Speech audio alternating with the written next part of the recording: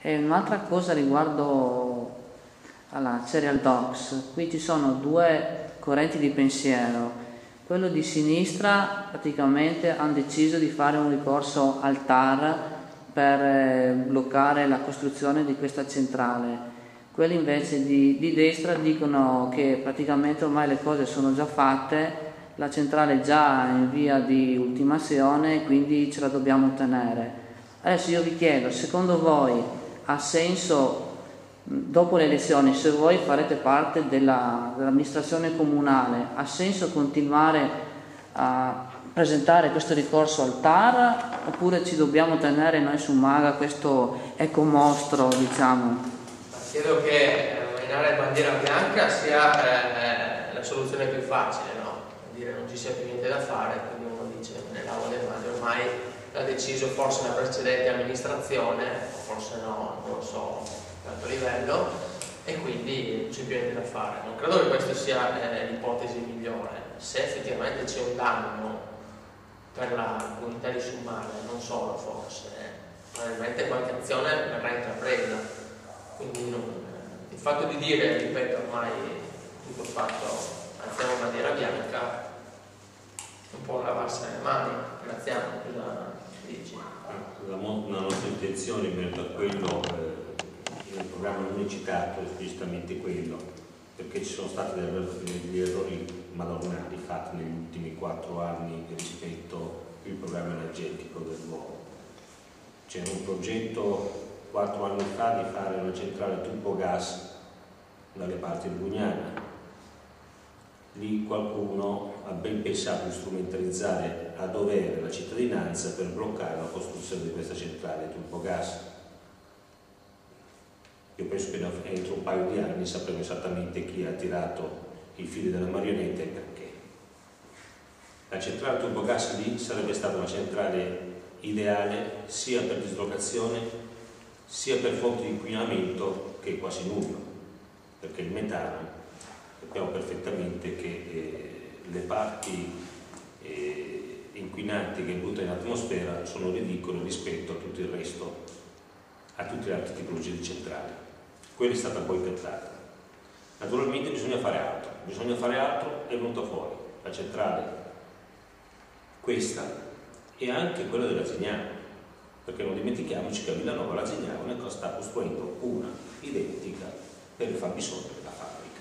Però là diciamo che invece, a differenza di Portogruaro, l'amministrazione comunale ha ben sposato questo progetto in cambio di lavori da fare nella... Siamo perfettamente d'accordo, però bisogna mettere in cantiere anche un'altra cosa, che questa centrale, che comunque l'amministrazione comunale di Possalta ha trovato perché ci sarà uno scambio, diciamo. Io ti do la concessione, tu mi dai i posti di lavoro, non dimentichiamoci però un'altra cosa, che la Zignano ha mandato a casa parecchia gente ultimamente.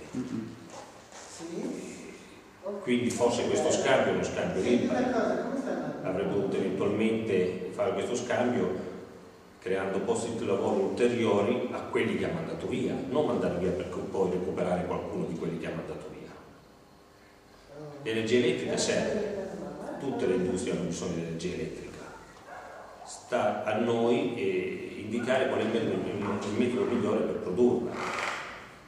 Io vedo nel Trevigiano ci sono fabbriche intere che hanno utilizzato il fotovoltaico. Ci sono fabbriche che hanno, parliamo di centinaia di metri quadri di pannelli fotovoltaici e si sta sviluppando sempre di più. Quella può essere una buona alternativa, un'alternativa non risolutiva, ma se non altro è un'alternativa, come si può dire, di supporto a quello che è la rimanenza di fabbisogno energetico. Le centrali a biomassa che vogliono fare, ognuno che la costruisce dice la mia centrale sicura non inquina. Sulla carta tutto si può fare. Sì, ma inquina, è combustione di olio, voglio dire. Quindi... Bravissimo. Il problema non è solo la combustione di che tipo di olio, che lì si può anche abbattere il livello di inquinamento. Se uno dice bruciamo olio di colza, con l'olio di colza c'è un basso tasso di inquinamento, considera il fatto che qualsiasi olio che si brucia inquina moltissimo rispetto al metano. Il problema è un altro, ma siamo sicuri che poi si brucia solo olio di colza? Olio di cocco. o si brucia tutta la porcheria che viene riciclata. Se poi, tra l'altro, se posso dire una cosa, io non so le persone che dicono che questa centrale non è pericolosa, non inquina, però io sfido ad andare a abitare in quella zona dove le emissioni penso della purina rendono l'aria praticamente irrespirabile. Uno che ci passa in macchina non fa ora ad accorgersi, ma se uno ci va a fare una camminata o... No, te ne accorgi anche in No, non macchina. serve per la camminata. Te ne accorgi. Deriva anche qua. Giornate che non si giornate che o se fare l'infornata nuova Esatto, certe condizioni meteorologiche arriva anche qua in centro a Summa, non solamente in periferia. Non serve andare tanto lontano per sentirla, basta da là. Poi bisogna dire anche questo, che ognuno che costruisce una cosa nuova dice la mia centrale non inquina, la mia cosa la faccio alla perfezione.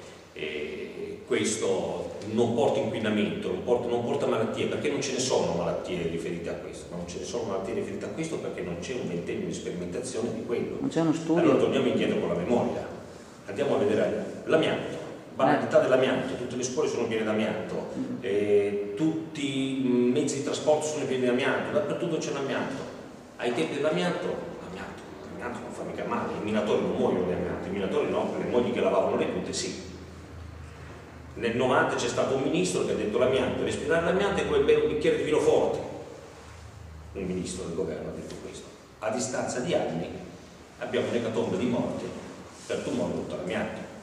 E lo stesso vedesi per tutte le altre, guardiamo Marghera, la chimica di Marghera, tutti. Nell'immediato nessuno fa male. Guardiamo le ricadute da 10, 15, 20 anni. Oggi noi stiamo pagando, e dico noi perché ci sono famiglie che conosco purtroppo per loro e anche purtroppo per me per il dispiacere che provo per loro, stiamo pagando i danni provocati dall'inquinamento elettromagnetico dei radar di Concordia. Ci sono un sacco di ragazzi di 20 anni con la leucemia in quella zona e sono morti alcuni. Qualcuno è riuscito a salvarsi col trapianto di midollo osseo. Un bambino che conosciamo bene perché siamo amici di famiglia è morto con 2 trapianti di midollo osseo. Questi sono risvolti che vengono nel tempo, non nell'immediato. Nell'immediato nessuno li nota, ma col tempo poi vengono questi. Allora dobbiamo aspettare il tempo che ci dia ragione su questo tipo di centrale? No.